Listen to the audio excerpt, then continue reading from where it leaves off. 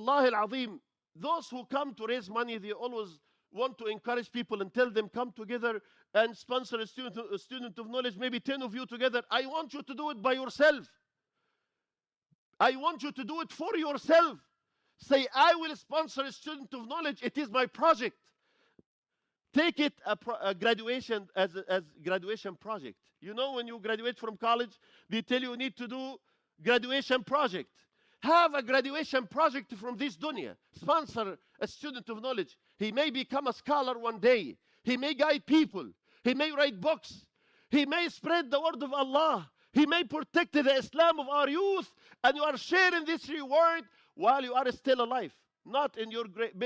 You're still alive and you are making this hasanat. Then in your grave you are making this hasanat. You live in your grave long life. But you're still making hasanat. Because you left behind ongoing charity, you left behind a beneficial knowledge. And Prophet Muhammad said, عليه الصلاة والسلام, إذا مات ابن آدم انقطع عمله إلا من ثلاث. If son of Adam passed away, he has no more good deeds except from specific ways mentioned in the Sharia. One of these ways, if you left behind the righteous son to make dua for you, and if you left behind a beneficial knowledge. If you left behind ongoing charity. So when you sponsor a student of knowledge, you have these two shares. You left behind knowledge, the knowledge of this student. And you left behind ongoing charity because people are still getting benefit from him and from his students and from his books.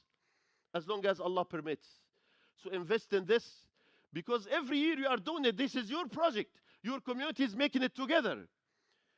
So may Allah subhanahu wa ta'ala open your heart to give and to please your Lord. May He subhanahu wa ta'ala accept your salah. May He subhanahu wa ta'ala accept your dua.